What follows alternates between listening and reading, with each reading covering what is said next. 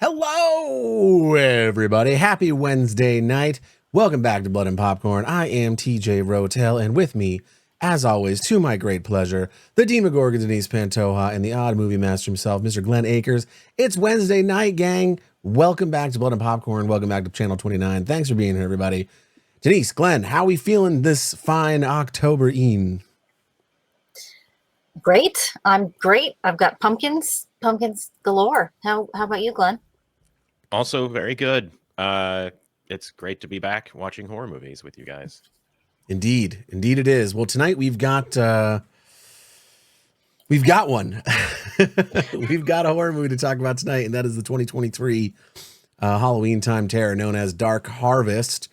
This is the movie that we decided to go with tonight because it is the Halloween season, and this is a very Halloween-y kind of movie. And we got lots to discuss because there were some things to like, there were some things not to like, and there were some things really not to like.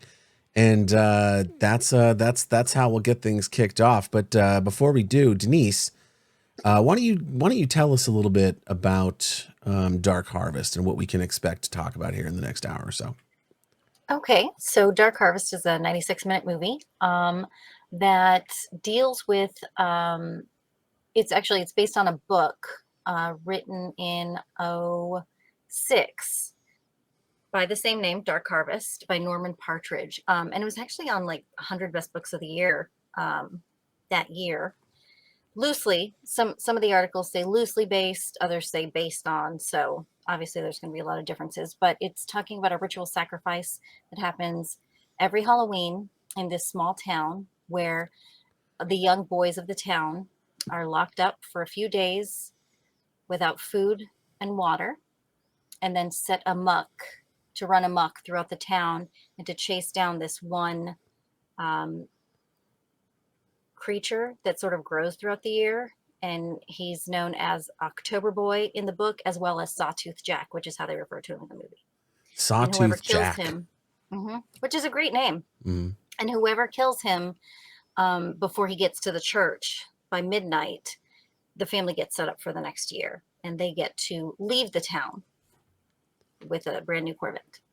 Isn't that lovely? What a great prize. You get to go out there as a young man, you turn 18, and you set about town to murder a mythical, horrifying creature.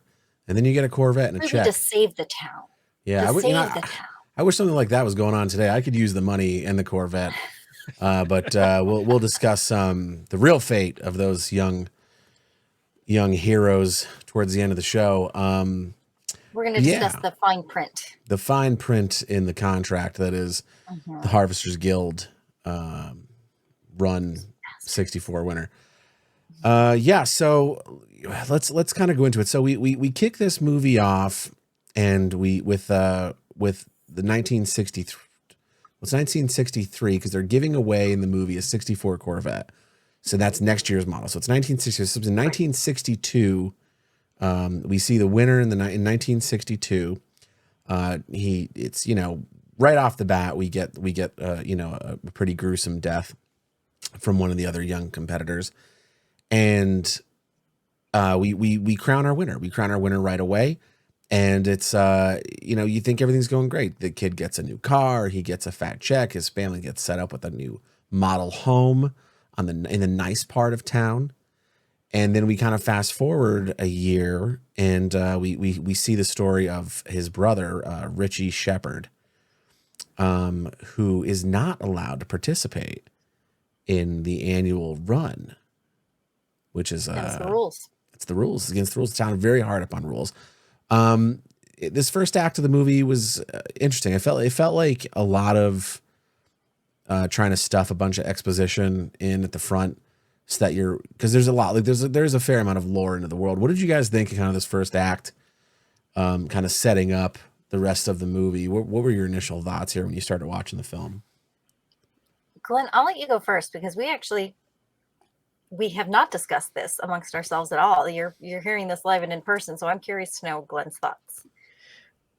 Yeah, I agree. There was like a fair amount of exposition that I don't know is necessary. I think they could have left it just like, this is the way it is.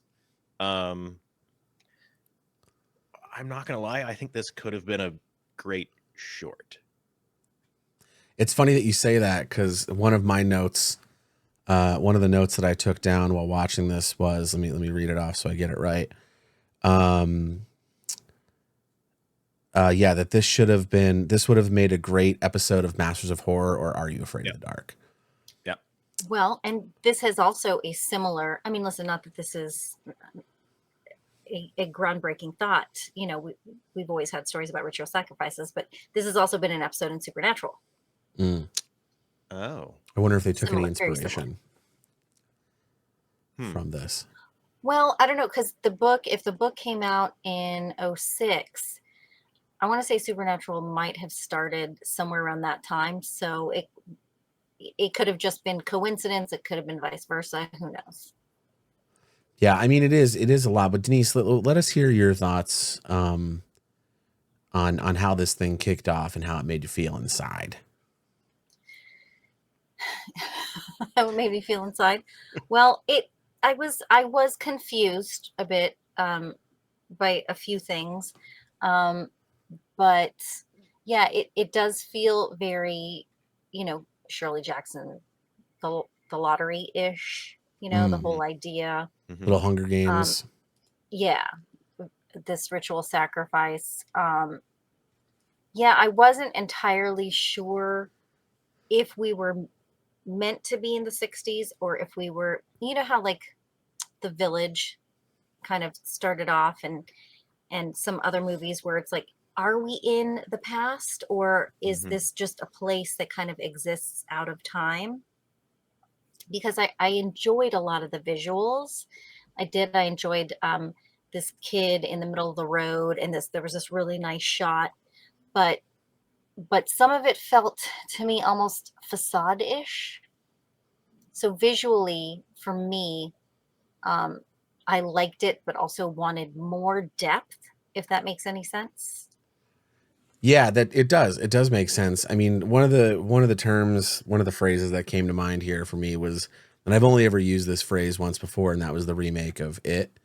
Was this movie felt like it was all flash, no substance. It was like an art house horror, or tried to be an art house horror movie. I feel like some Kubrick in this. Like, there's a lot of artistry in this movie, and I just don't think it was the right way to tell the story, because but like, to comment on what you said, D, like I had that same feeling. Like, it's set in the 60s, it's set in the early 60s, and it's got, like, I think you'd said when we were watching it, D, that it feels like a play.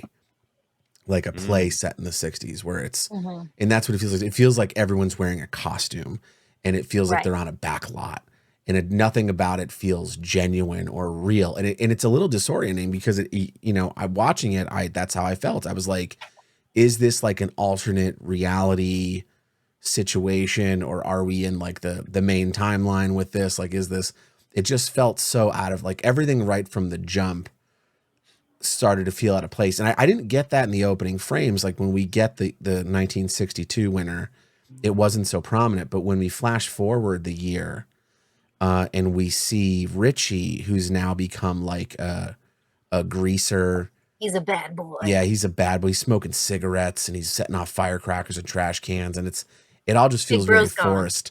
Yeah, like, if you were to ask me how to sum up this movie, I would say it's The Outsiders meets Pumpkinhead during the Purge. Like, that's like what this feels like to me.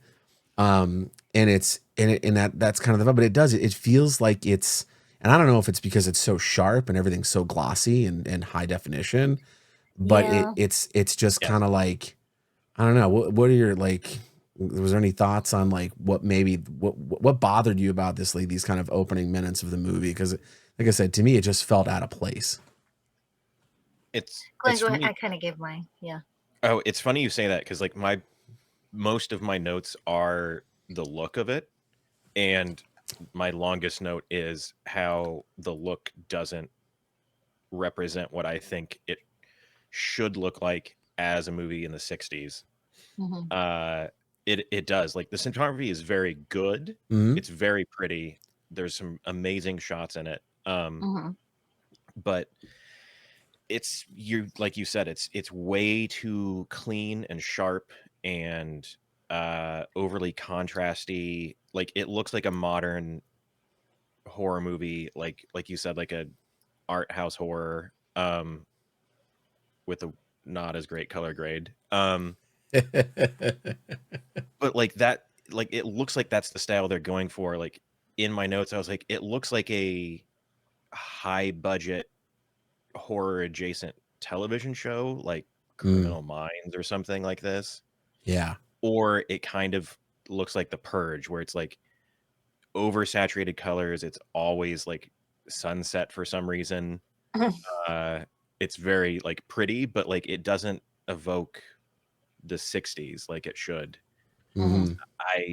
Yeah, there's also too much shaky cam, which I hate, but it just doesn't fit, and like that made it really hard for me to get into the story because it was the 60s question mark. Yeah, well, they throw in some like 60s tropes. I mean, listen, Right. one of the things that bothers me the absolute most in movies is people who don't smoke trying to smoke. Like I'm not a smoker. I don't even like joints. Like I have a weird wet paper thing.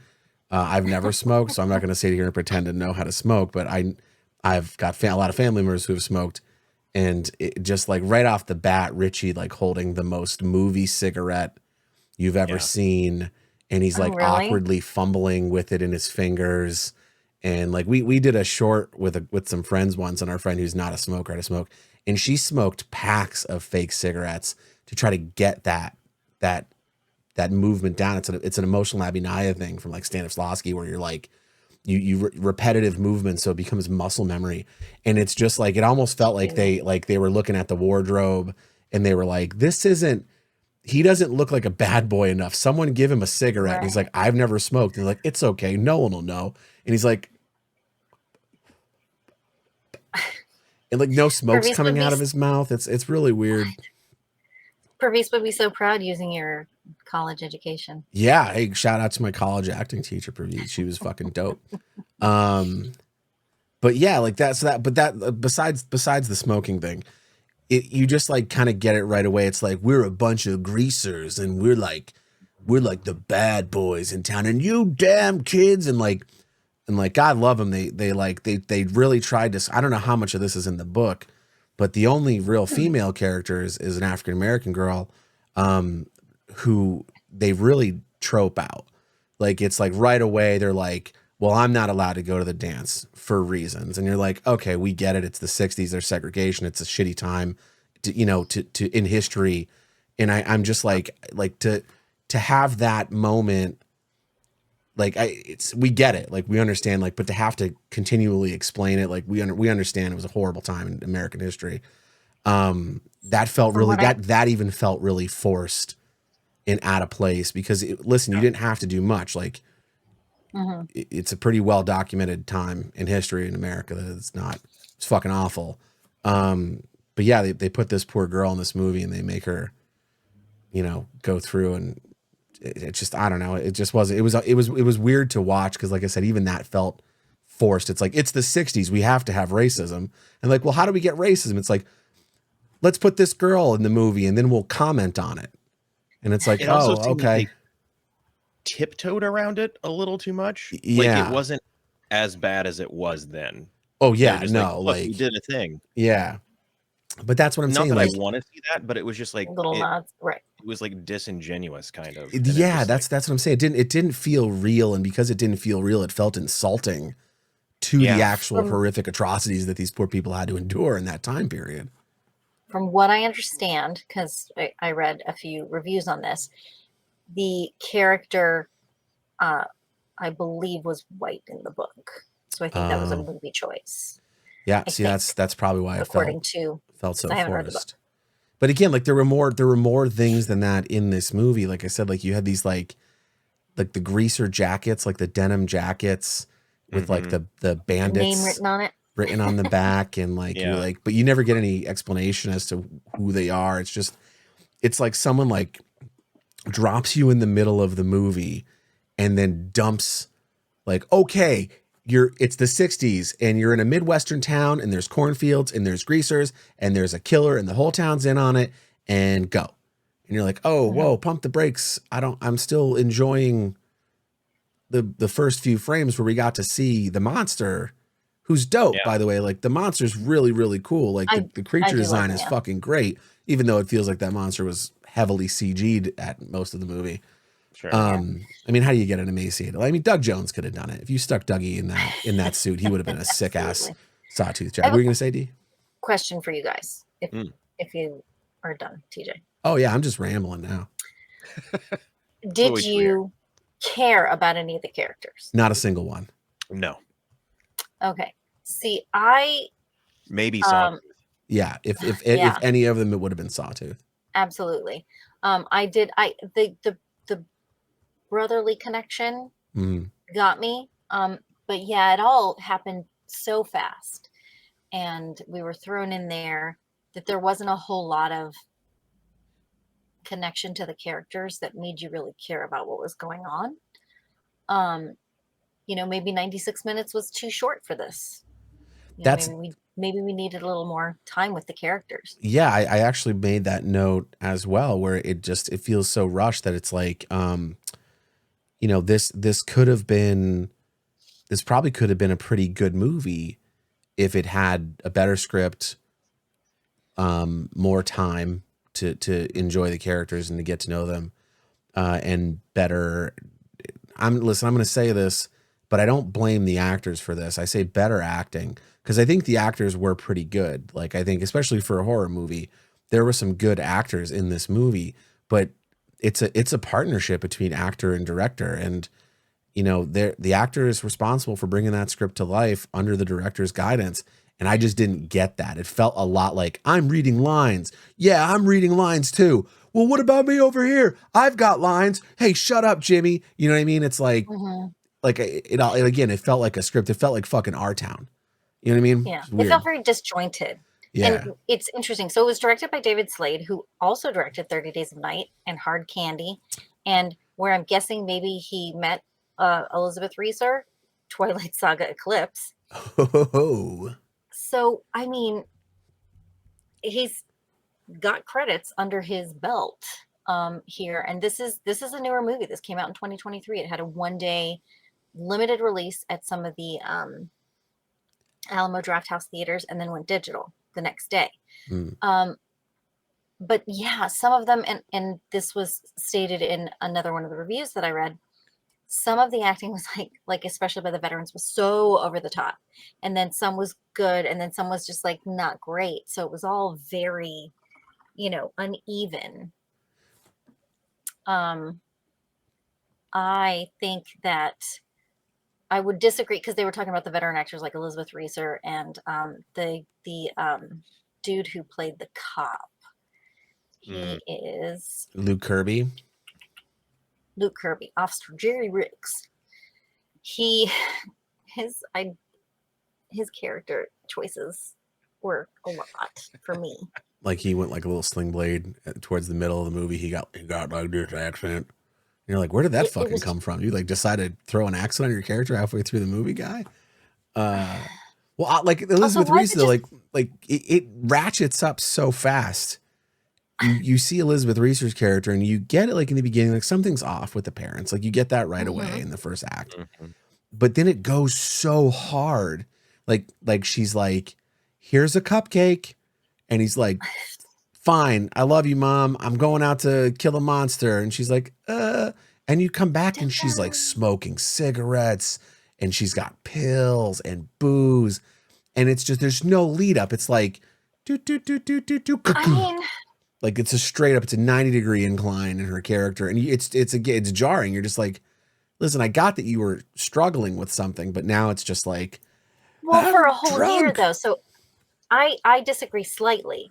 And maybe this is where we needed a little more time with the characters. I disagree with you slightly, because I think that if you think about what this woman has gone through, the knowledge that she's had to carry with her, the deceit that she's had to carry on with her other son, and now the thought of him going out there, like, maybe that was it. That was the straw that broke the camel's back. And that was like, she's like, you know what? I'm not hiding anymore. I'm fucking out, No, and I get that. But for me, it was the delivery.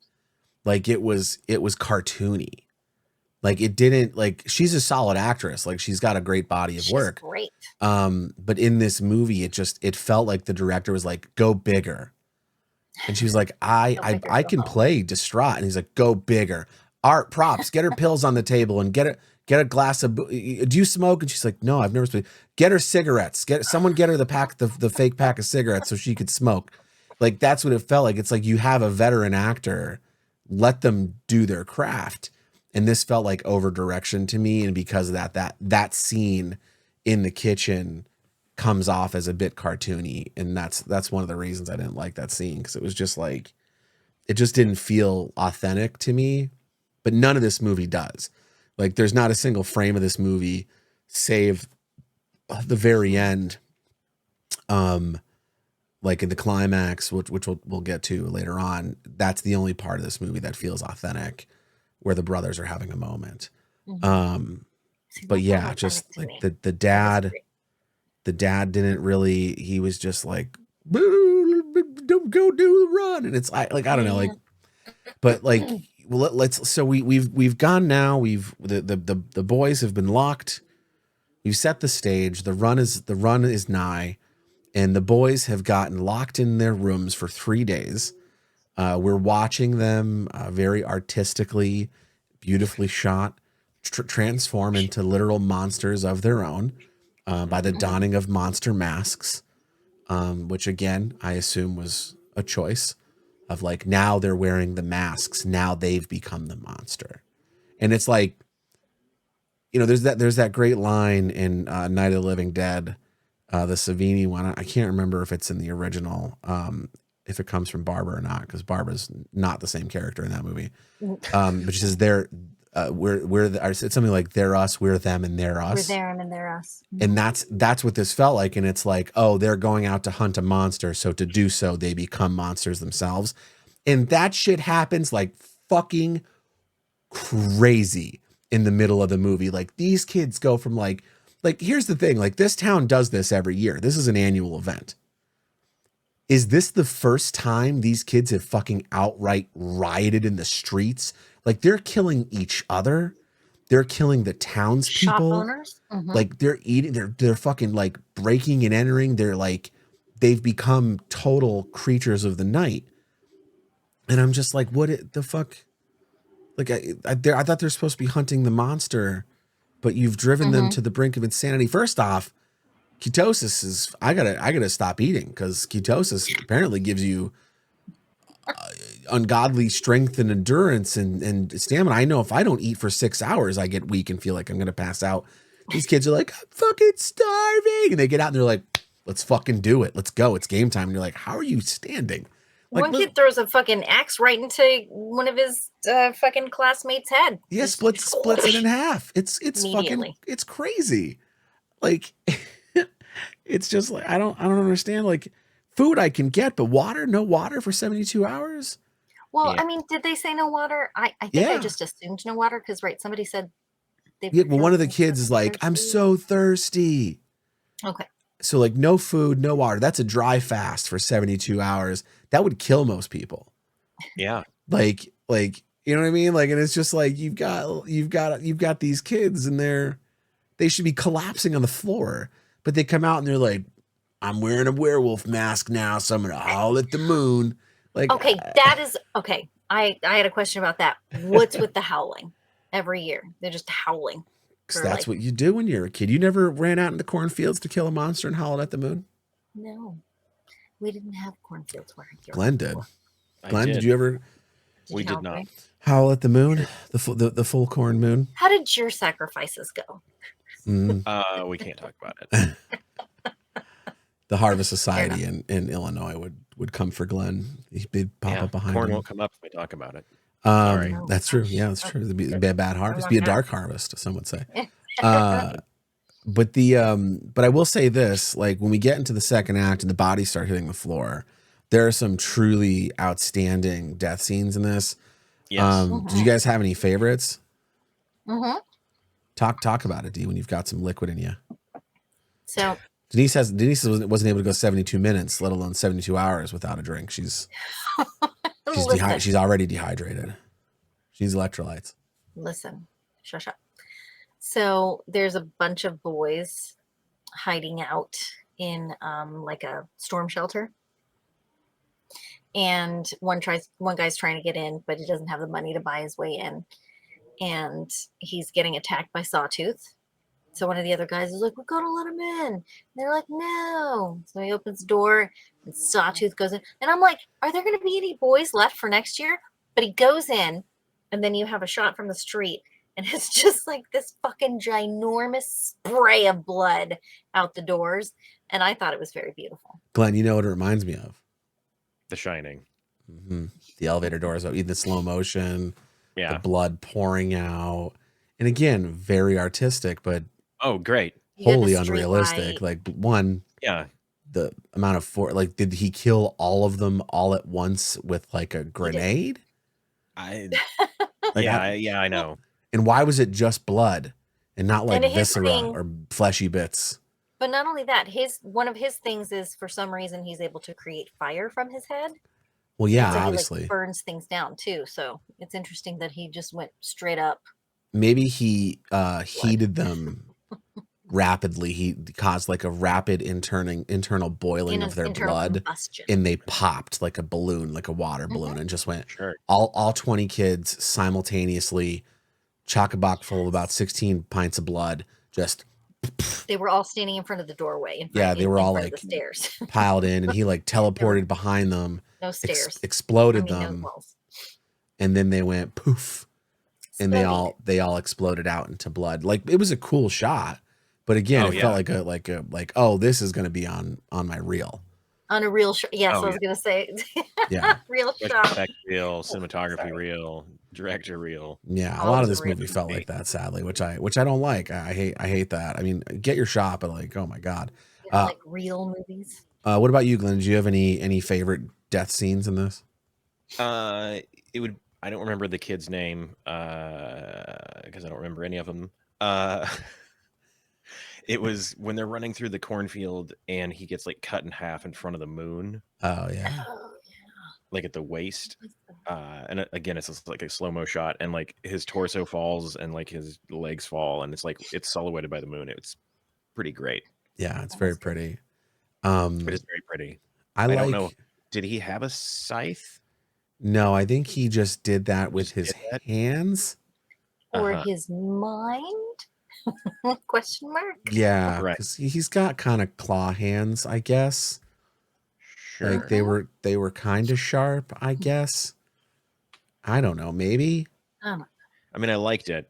I tried not to think too much about that because I liked that shot, and the kills were great. I Yeah. think all the Yeah. kills were great. what was yours, T? I guess mine was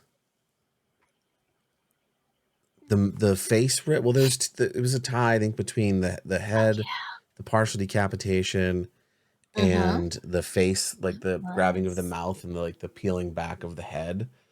You mean Yeah. Hatchet? Yeah. Yeah. I always like that kind of shot of the mouth getting peeled back and that being a thing. It was really cool, I will admit, but I've seen Okay. it in Hatchet. Yeah. Like almost My verbatim. second favorite was one of your favorites, TJ, where the guy, he loses like partial head. That And I was was great. like, oh no, because he reminded me of a young Leonardo DiCaprio. So I said, oh no, he got Leonardo decapitated. Oh, funny. That one reminded me. I'm probably wasn't inspired by. Maybe it was. One of the early kills in Peter Jackson's Bad Taste, where it's like a dude with a half head and like his tongue still there, and he's just wah, wah, wah. That's terrific. That's kind of how it was that. similar to how Justice Smith died in The Quarry when I killed the whole rest of the cast. He got his like whole bottom mandible ripped off in a really horrific way.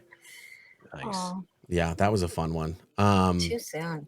Yeah, but like you have to ask yourself, like, when Detective Ricky is talking about, or Officer Ricks is talking about like there's a good chance that one of your classmates might die. And then like we see from the previous year, like the one kid gets burnt alive.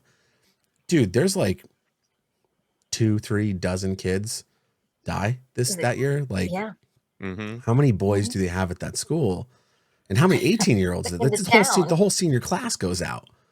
I mean, if Like- it's like the movie, it's like 100-to-1 male to female ratio. Yeah, like where are they getting these boys from, man? Because they're like literally like they just fucking got eaten alive. Putting those ladies to work every year. Yeah, like it was crazy to see. And again, like what happens to these people who like do the kids who murdered the butcher go to jail? Do the kids who murdered each other also go to jail?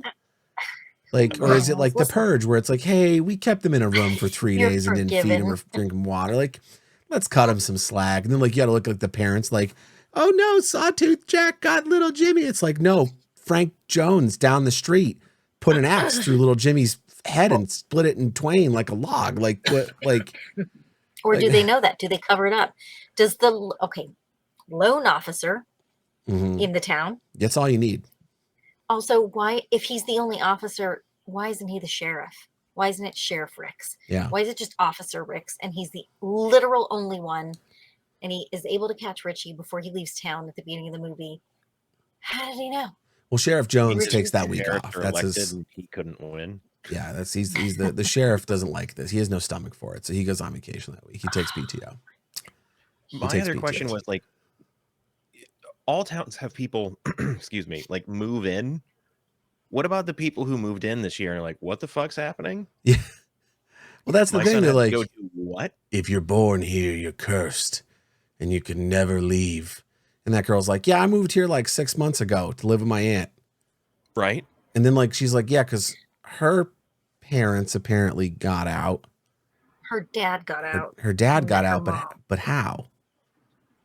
Who knows, TJ? Who knows? I guess Officer Ricks found him someday.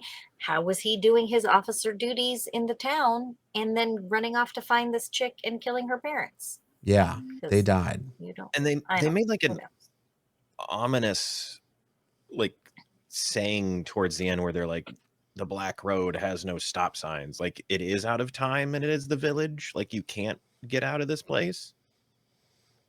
I guess. Do we see anyone leave ever? We don't. No, because you're not allowed to. You have to you have to get permission if you want to like go off on a vacation or something. And isn't that suspicious? Doesn't anyone find that odd? suspicious? Well, I guess if you've grown up, right? If you've grown up in an area and these are the rules and you know nothing else, apparently they don't have television. Yeah. No, it's not suspicious. Like you wake up and you're like, you turn 16, you're like, I'm going to go on a ride. And they're like, no, you're not. Because if you drive too far, Logan's Run, you'll get clubbed in the head. Yeah, but that's the future, not the 60s. You know what I mean? Like that's a society where you understand that at 25 you die, and up until then you get to just live the life of Riley, man. You get like anything you want is at your disposal at all times, and then you go to fucking renew, and that's it. Like you punch out. It's way toward renewal. But yeah, this was just a really weird situation to be in. Well, speaking of weird situations to be in, one of the things that we were watching the movie. And Denise was like, why didn't you like this movie so much? And I was like, well, for one, Richie just got hit in the head with a billy club in the street and woke up 3 days later. He was hit so hard in the head that he slipped into a coma and slept for 3 days. No bruising, no lumps, nothing. Just the only explanation we get is that Richie got clubbed in the head and woke up 3 days later. And now it's the run.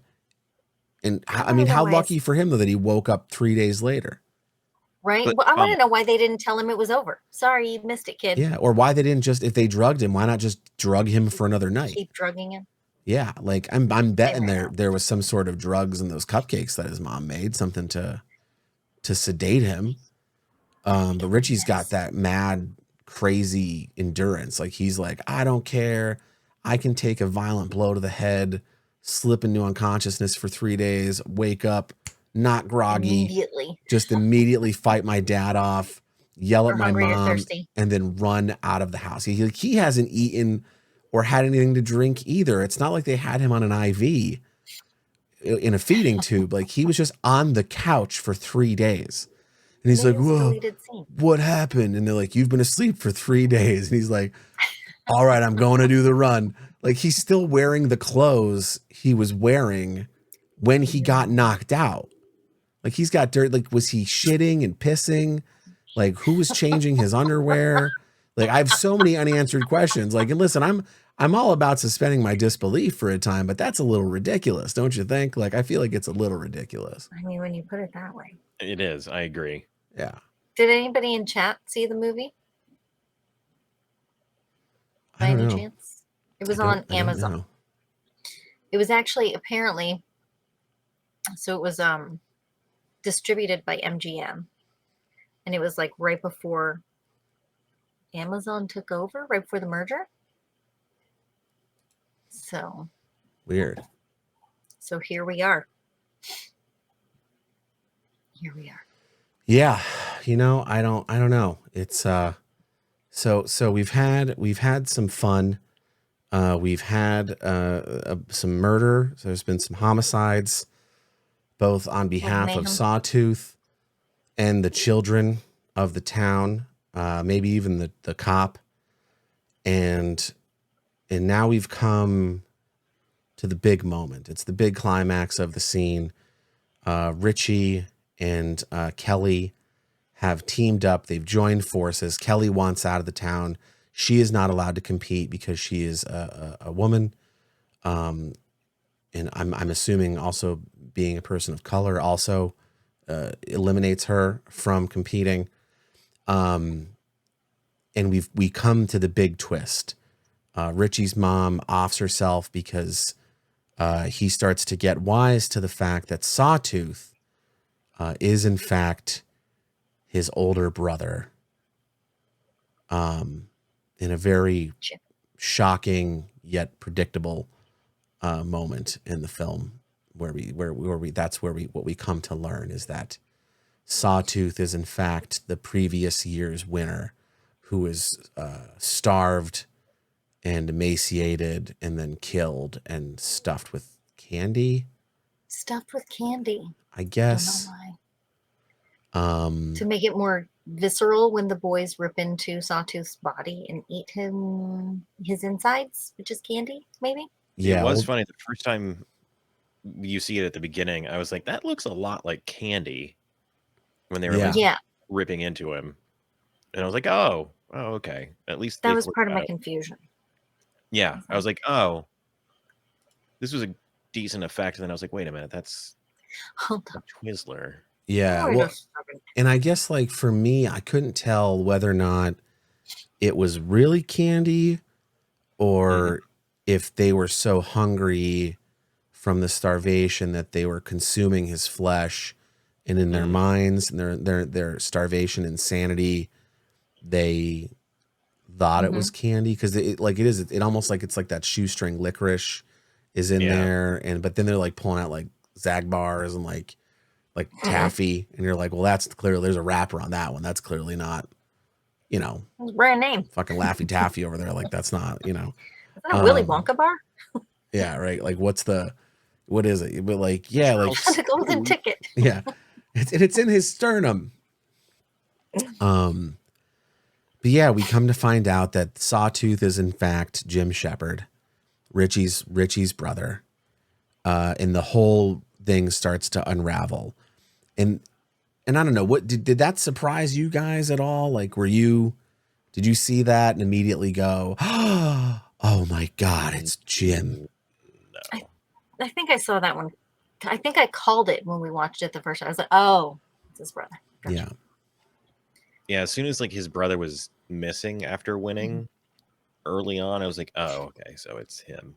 Well, especially the way the parents were acting, and then you have these very terse postcards that Jim was sending to Richie, and Richie saying, that's it, no letter, and then all of a sudden a letter shows up.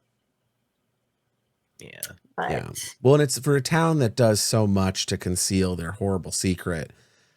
they really left a Corvette belt buckle on the guy. On the body. They were like they were like, you know what we should do is take his shirt off and then leave him in his jeans and his belt. Right. Like, Well, what put some fucking scarecrow pants on the dude or something. Like, what are you thinking? Like, what? Like, no one will What's ever interesting- survive long enough to see him in his belt buckle. Clearly.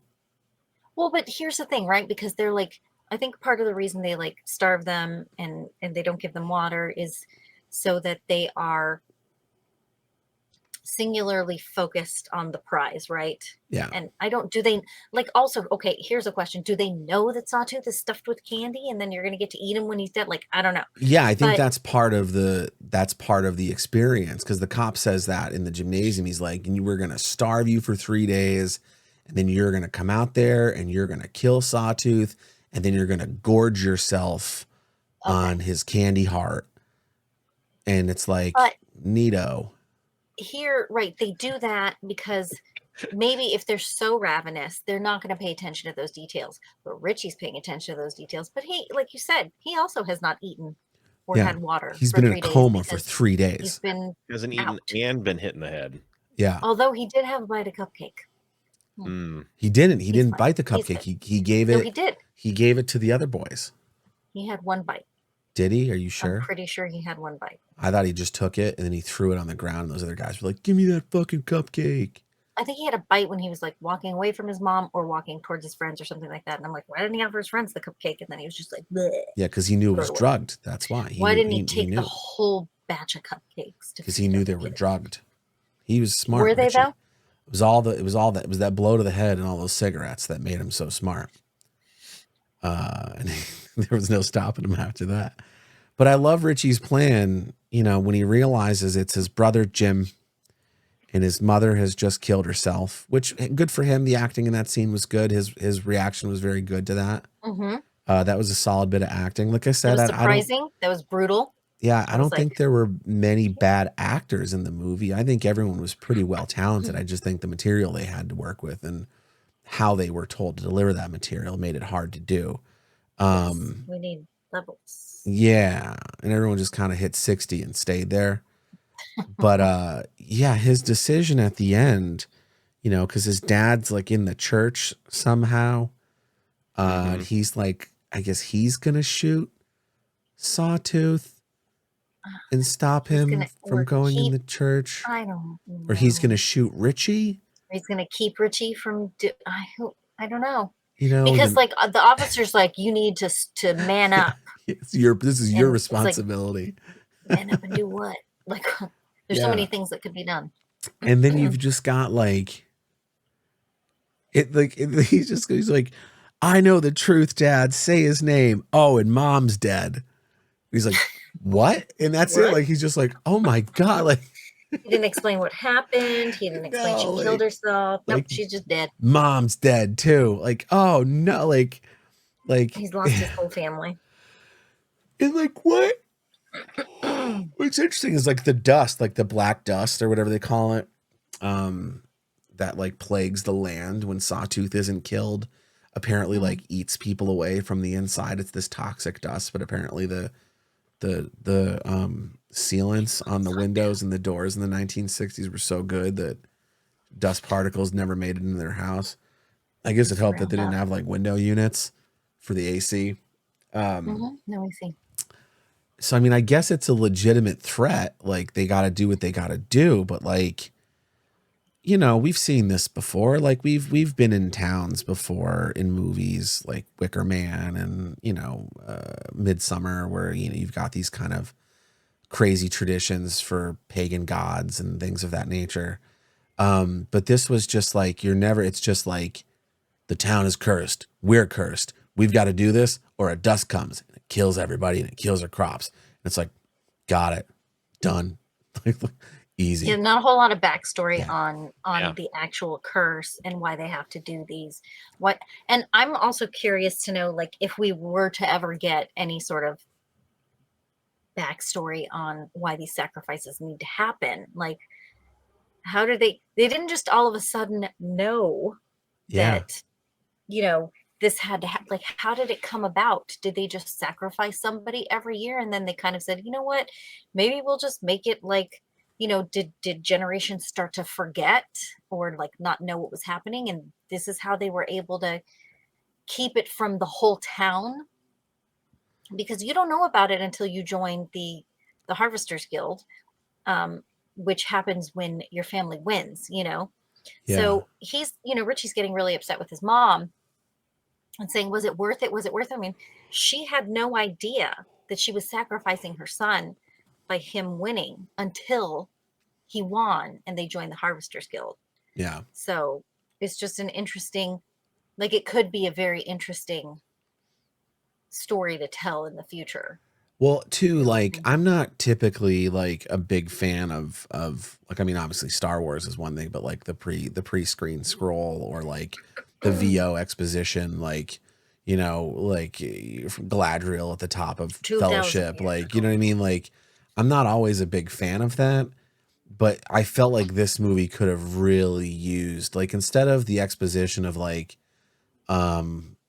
Jim winning the cup and the Corvette and like explaining to us the rules of the night, I think I would have much preferred them explain the why. Like, our town has been cursed for 200 years, and every Hallows Eve on the full moon night, you mean, like, something to like bring the audience up to speed on the motivation behind this, so that we at least can empathize a little bit with the town. Because by the end of the movie, you're just like, you people are just fucking selfish. Like you're just, you send your children off to die or die a worse fate every year to keep your crops growing. And like, again, like, I get it, you know what I mean? Like, well, but it's not just to keep the crops growing, it's to keep from the town getting like decimated too, right? Yeah. Like, it's just, and not everybody knows about it, but also like that begs the question too, like, when did this like start to be so compartmentalized with certain people in the town, like whatever, sorry. Well, it's too, Is he there's like Go ahead. geographically like locked? Can't they just like move the town like 5 miles away? Right. Yeah. There's a lot of land. It's farmland. It's cornrows as far as the eye can see. Right. Like, this is just no man's county. Right. Yeah. Like, well, and like on top of that, you've got this, you have this community of people who are unknowing participants in a horrific act, who just accept it, like blind acceptance. But I think the guise of utilizing like socioeconomic status of like, we're sending the poor children out to die, and then if they win, they're given wealth and fame and sent out of the town, and their families don't have to participate anymore. And it's because you see, you see it with Bud. I think the character's name was Bud, who, he's like banging on his parents' door. He's the one who gets his face ripped in half. Oh, he's the Latino. Yeah, like you see, and he's like banging on his parents' door, and he's like, "Please let me in, let me in." And they're just like, "Go out, like, make us proud, like, we need this." The mother says, like, "We need this," and it's like, so the town is in dire need of relief. But so then what the fuck is all this for? Like, if you're killing the children of the town when they turn 18, the men of the town when they turn 18, or they become seniors, or whatever the fucking rules are to this game, and everyone's still poor and suffering, what's the point? Like, one person a year gets a bailout. But also, like, they say earlier that the Latino's not eligible to win either. Is he or isn't he? I think that was just the one kid being racist, because he's racist again later on in the movie, to Kelly, and there's a moment there where she hits that dude in the face with a bat after he drops the N-word on her, nice. which was a great line. Fun character, but again, like, no exposition, just like, yeah, everyone talks bad about me because of the color of my skin and because I burnt 2 places down. And then Richie's like, that's all I need to know. We're in love and you're coming with me. It was like Ricky. It was like Walk Hard was like, you're my 14-year-old girlfriend. Like, of course you're coming with me. And now we're married at 15. And it's just like, you know what I mean? It's just like, it's this like they try to jam a love story in there to like make it worth it and make us believe that these 2 kids would like want to work together to, you know, like Richie's not a good kid. He's out causing mischief. He's out, you know, breaking the rules. She likes him. Yeah, she likes him because he's a bad boy. And she likes him because he takes one drag of a cigarette and then puts it out. Don't hate on this smoker. Dude, it's one of those things. Like, I think smoking's so gross. I'm not a fan of it. But if you're gonna put it in a movie, like, it's never anything I've ever written into a movie. It's not something where I'm like, and then Frank takes a long drag of a cigarette, like, because that's some art house shit that I'm just not interested in. Unless I'm making a monster that is made of cigarettes or something, like an allegory for lung cancer. Like, I don't know, like maybe then. But like, I've just never. If you're gonna do it, teach the poor kid how to do it. Get the key grip. And you know, or the best boy, and bring the kid over to the grip truck and have him smoke a pack of Reds and like get the actions down, like do the case study, like don't watch The Outsiders, like go and watch the grip truck and learn how to smoke. Learn how to smoke lean and then you'll be all good to go. But yeah, it was just such it takes me right out of it every time. Like, it's just a constant character break for me, that like loose-handed, like our friend Matt, who sadly passed away in the last few years, he made smoking look cool.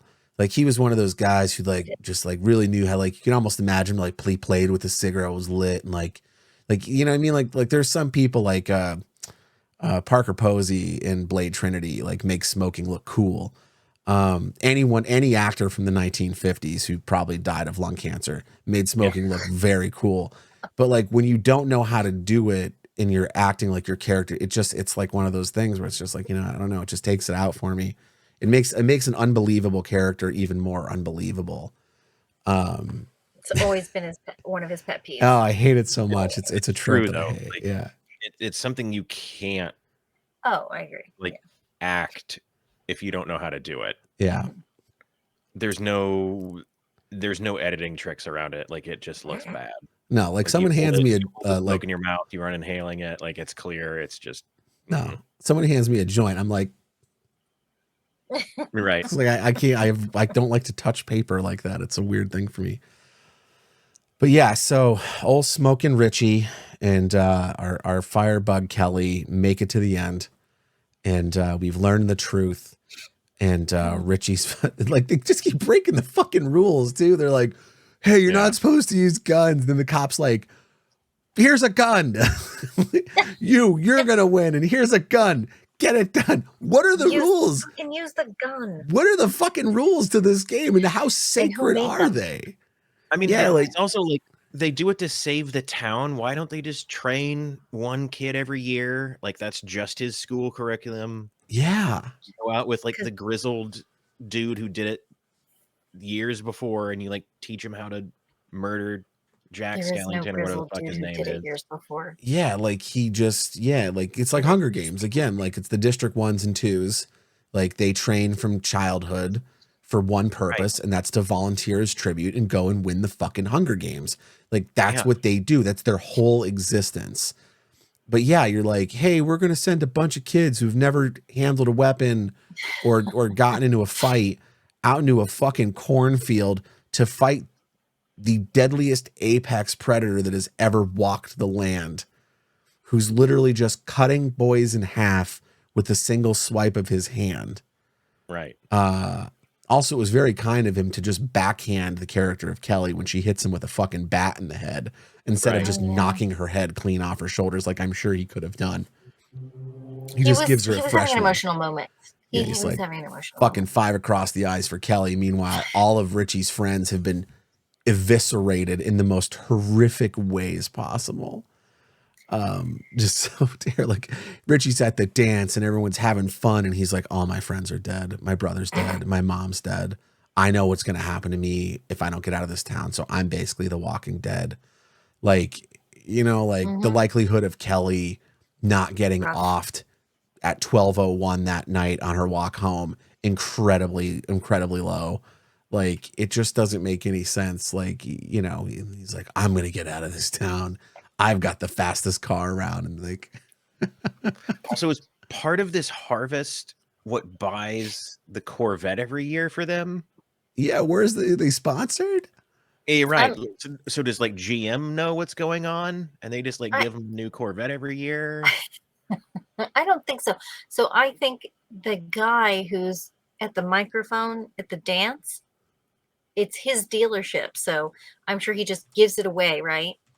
And then they bring it back and they change plates. Like, But it's It was but it's a new year. color.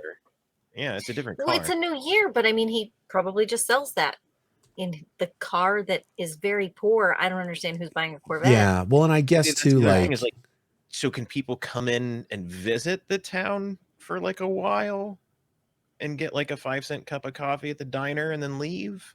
no, once you enter, you cannot leave. You can never. Then where are they You're getting the also fucking car cursed. from? And where are they getting their fucking, like, I get There's it's a a- farm Everything town. else? They could probably, I guess they can grow and farm their own food, but like it's well water. I don't Grow know. toilet paper, like somebody's delivering that. Yeah. Like, is there Yeah. like some family that's like They just spooling leave it at the cotton and fucking making toilet edge. paper? Is They this just the leave it at the village? town's edge. Is Are they this- using the fucking 3 shells from Demolition Man? Like, what's the? Do they just go to Amazon lockers to pick everything up?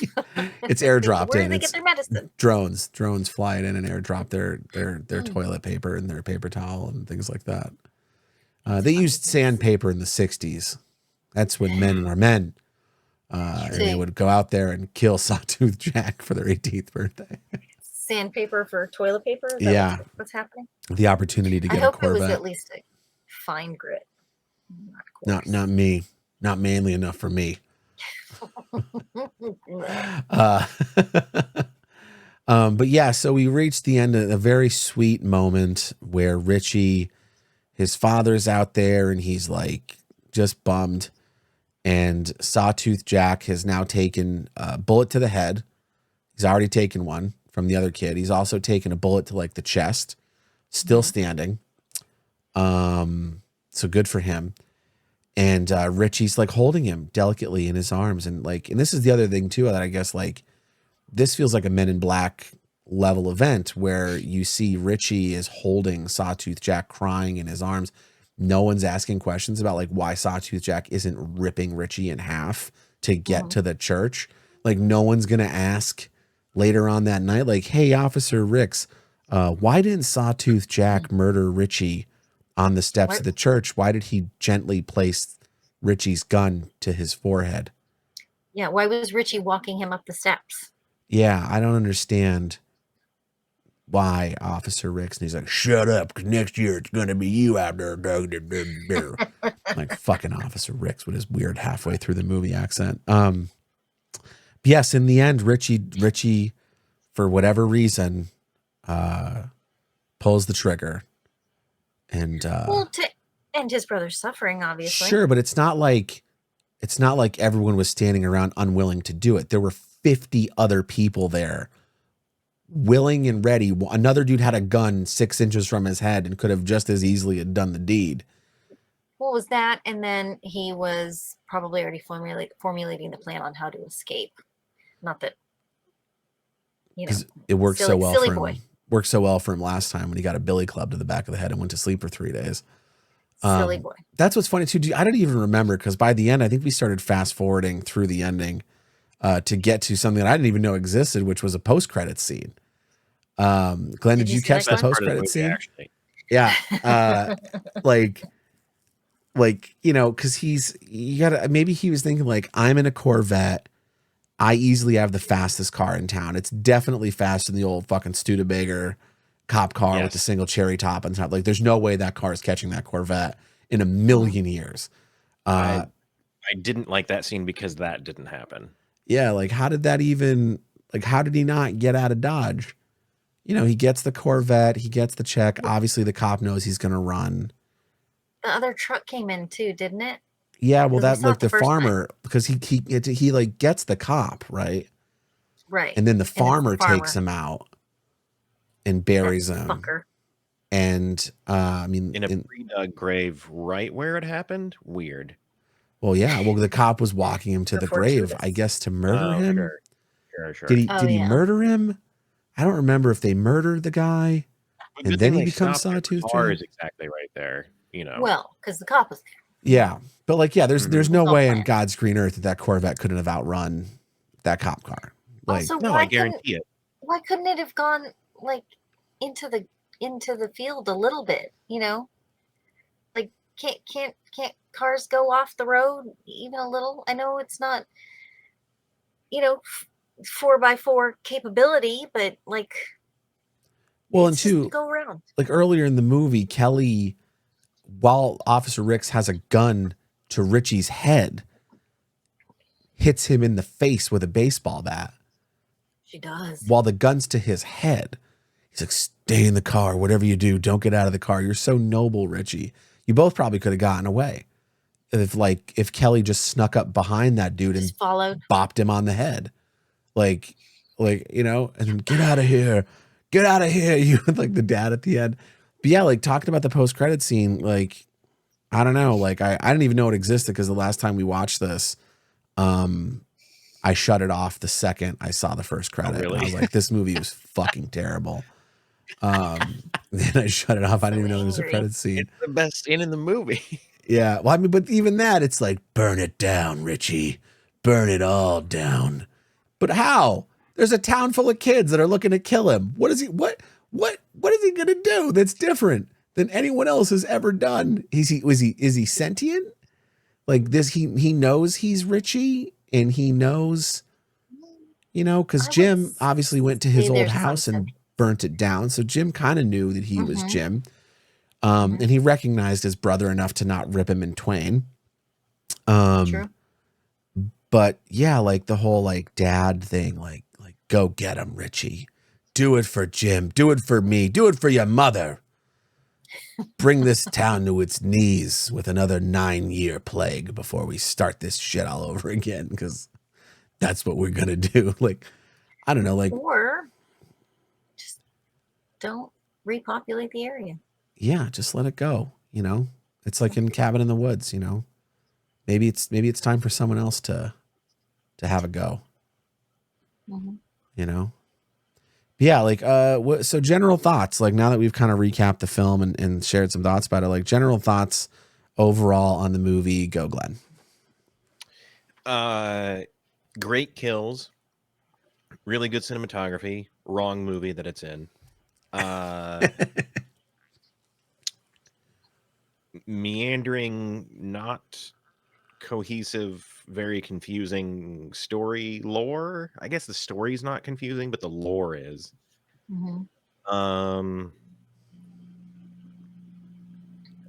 Just watch 30 Days a Night.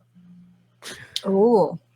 Or don't. I hate that movie just as much as I hated this one. Oh, I know you. Listen, I fucking hate 30 Days a Night wrong about that. for a lot of the same reasons. But I could say this: the 30 Days a Night had all the stuff that I liked about this movie and all the stuff that I hated about it as well, which leads me to believe this is a David Slade problem. I'm just not a fan of David Slade and his work.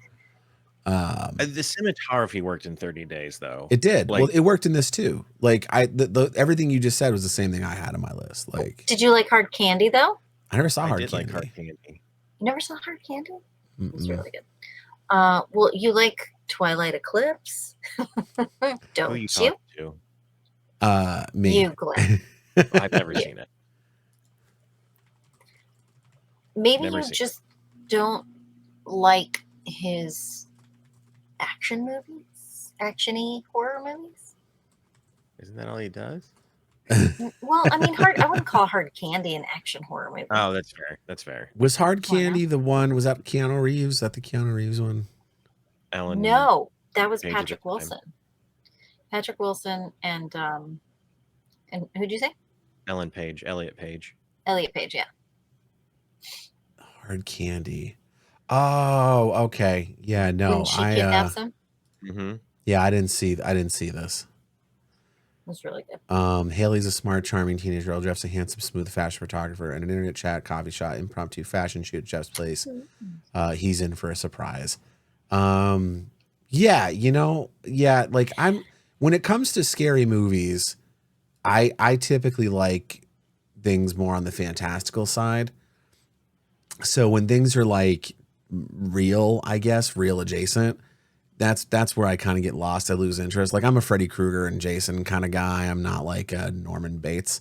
Like listen, Psycho's a classic, but that's less exciting to me than Leprechaun. You know what I mean? You, I like monsters. you know I'm what it with is? you. I believe he was a music video director He initially. was. That Visually answers very a lot. Mhm. Doesn't Yeah. fit this. Story, yes. So maybe It's 30 Days a Night. it's I will defend very that. visual, and story is where we have some issues. Yeah. Denise, what about you? What were your general thoughts? The first time I saw it, and even the second time, I enjoyed it. I enjoyed it for what it was. I think it could have been so much more. Like it could have become a Halloween classic, if it had been done differently. There were a lot of things that I liked about it. Visually, it was very appealing. I enjoyed the costumes, but there was a little bit more two-dimensional aspects to it for me that didn't bring me in all the way. You know what I mean? I needed a little more depth in a lot of different things. Because even visually, it was all very beautiful surface wise, and I could have used a little more depth throughout. Yeah, it was visual porn for sure. Like it was cinema porn. Because it had a lot of like really beautiful like art in it, but I don't go to museums. You know what I mean? Like, so I don't want to watch one for 90 minutes. But I do feel like if there's like a director's cut of this movie that's like 2.5 hours long somewhere in the world, like on a Blu-ray, I'd give it a watch. Because I'd be interested to see if we can learn to care about any of these characters more than the amount of time we had to care about them. Because that's a big thing for me. I think that's a sign of a good storyteller when you've got 90 minutes of film and you can get the audience to give a shit about those characters. And there's a few different ways to do it. Like the Friday the 13th, the Nightmare on Elm Streets are a masterclass on how to do that. Because again, just 90-minute movies. Kids getting chopped up into bits, but you've got like a goofy character and that's relatable, or you've got a nerdy character and that's relatable, and you can kind of get in there right away. There wasn't a single character in this movie that was relatable to me. Like I didn't see myself in any of these characters, and that's rare for me. Because when it comes to horror movies, I will find myself lost in them as a character, and this just didn't do it. And Glenn, to just like for my side of this, like that's almost word for word what I had going on. I had things I liked. It's a pretty movie. The creature design was solid. The gore effects are killer, and that's it. Those are the things I liked about the movie, and the things I hated were everything else.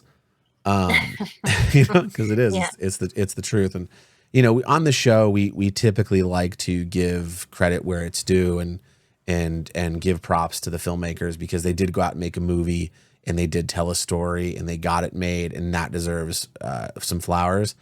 But we are human beings with opinions, and that's my personal opinion on this is that if there's nothing else to watch and it's on a free service like Pluto or something, or like sure, like leave it on while you do your dishes, and you might like get to see some cool kills. But beyond that, it's it's just not.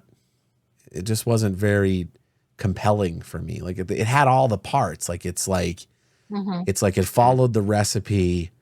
It had good ingredients, but the fucking the souffle collapsed the second it came out of the oven. Just fucking.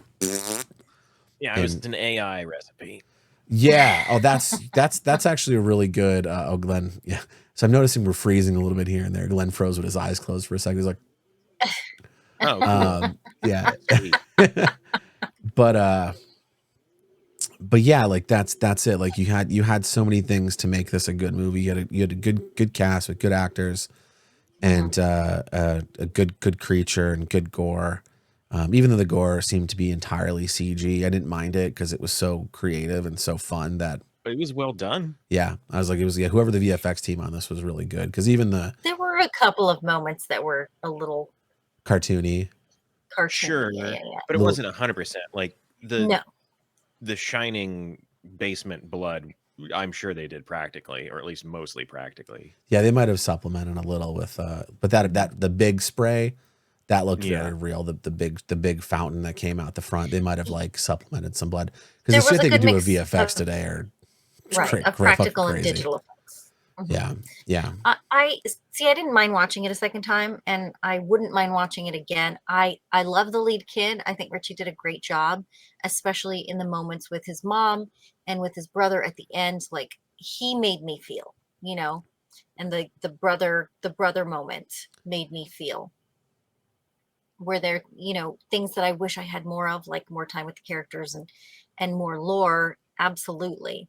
But I mean, listen, not everything is going to be 100% of what we love. So I say watch it because you never know what you might get out of it. You never know what inspiration you might get if you're an artist, Mm-hmm.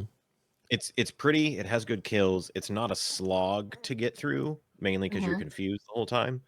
But like, it's not boring in that way. No, it's not.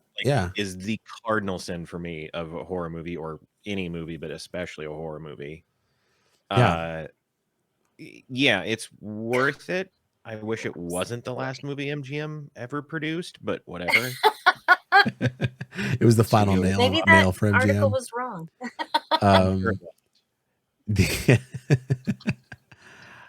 Yeah, like I feel like I would have enjoyed this more if it had less story.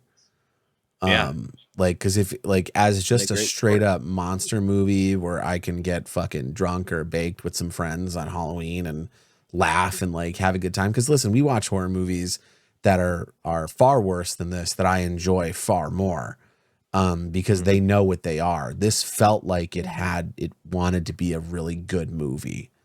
And I just always have this image of a director I worked with who, when we wrapped on the movie, he went out and he sat on a half wall and he smoked a cigar and he like looked up at the moon with this like I did it kind of look on his face. And that's what I feel like David Slade did. He's like, this is the one. Like this is going to be the movie that's going to put me over the top. And I'm just like, if I ever meet David Slade, I'm happy to tell him I didn't like it. And again, he's doing way more than I am. So fucking kudos to you, bro. I certainly don't have a bunch of blockbuster movies under my belt. I just have the one, but not a blockbuster. Yeah, it did the unfortunate thing of like being in between like a really good like art house thinky horror movie. Yeah. And like a ridiculous, it doesn't make sense, but it's fun horror movie. It like hit somewhere in the middle, which sadly doesn't really work. Yeah, if A24 like Neon had a hold of this script, like it probably would have crushed. Yeah, like it wanted to be a Long Legs or whatever, and it's not, but it's also not Children of the Corn. Yeah. Also, like throw some fucking grain on this movie. Agreed. Like give me some fucking film grain. Like it was so sharp.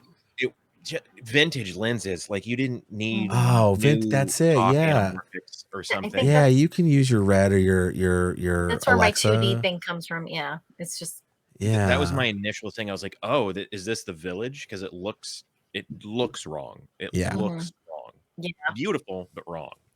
That's actually a really good point. Yeah, it does. It has that. There's too much gloss and sheen on it to make me believe it's a 60s. That's what's crazy to me is like the DP worked with Kubrick. Like he's a legit DP. Like he is the cinematographer technically on Eyes Wide Shut, even though Kubrick did it. But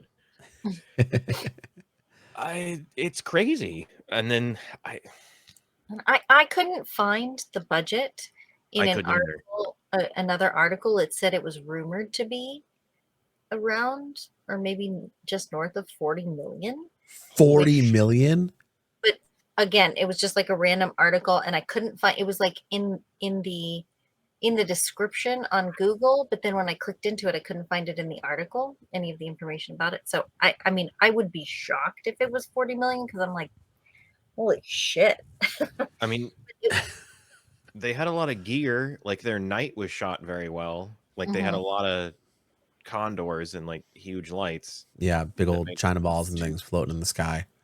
Bright at night. You know, it was trying to make a movie that had been deemed one of the 100 best novels of the year when it came out. So yeah, adaptations are tough, man. I mean, I feel like Lord of the Rings was only one of the only ones who really knocked it out of the park for me.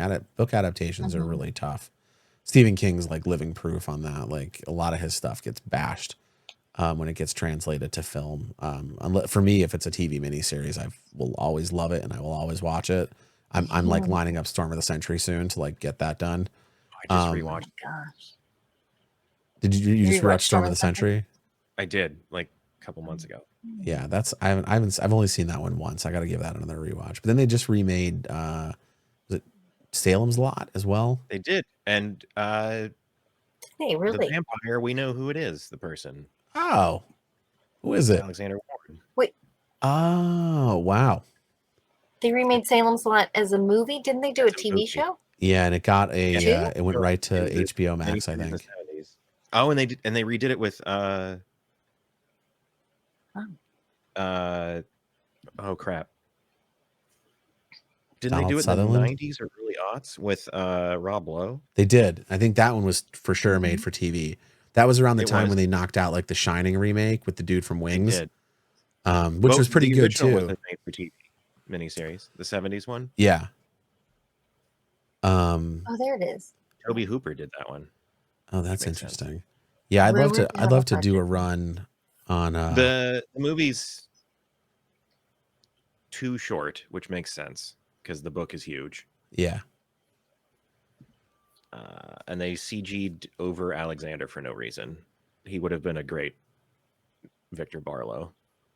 Well, they just CG'd his face too much. Otherwise, not bad. It's a good 95 minutes or whatever it is. I'll have to check that out. But yeah, I think that's it. I think that's the take on Dark Harvest here. Is there anything else anyone wants to add before we start to wrap up the show? Not on this one in particular. I think I said my piece. Congratulations to everybody involved for making a film. That's all I'll add. Yeah. It's good enough to watch. Yeah. It's not unwatchable. It's no remake. There you go. It's technically a good film. Yeah, I wouldn't go on a radio station in Boston and shit all over it like I did with it.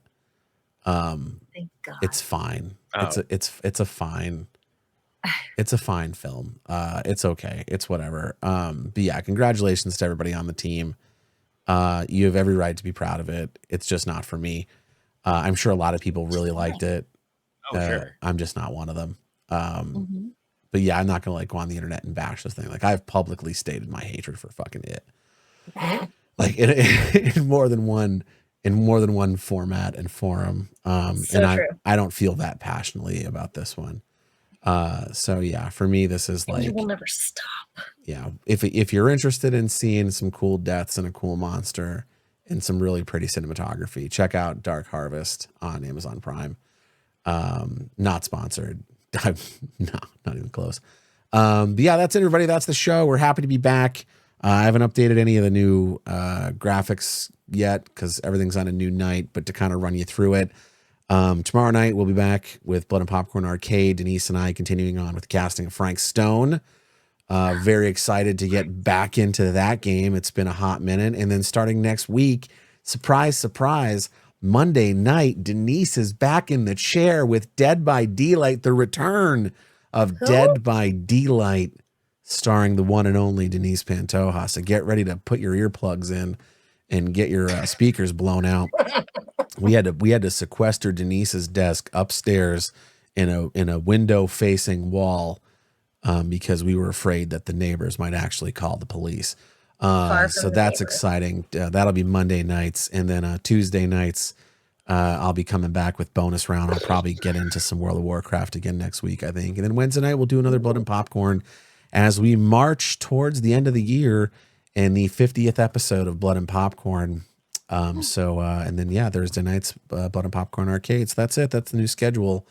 Check out the socials for what's to come, and look forward to seeing you all tomorrow night for some casting of Frank Stone. Until then, Glenn, Denise, if you will, on your behalf, good night, everyone. Take care of yourselves. Take care of each other. And until we meet again, keep the scream alive. Good night, everyone.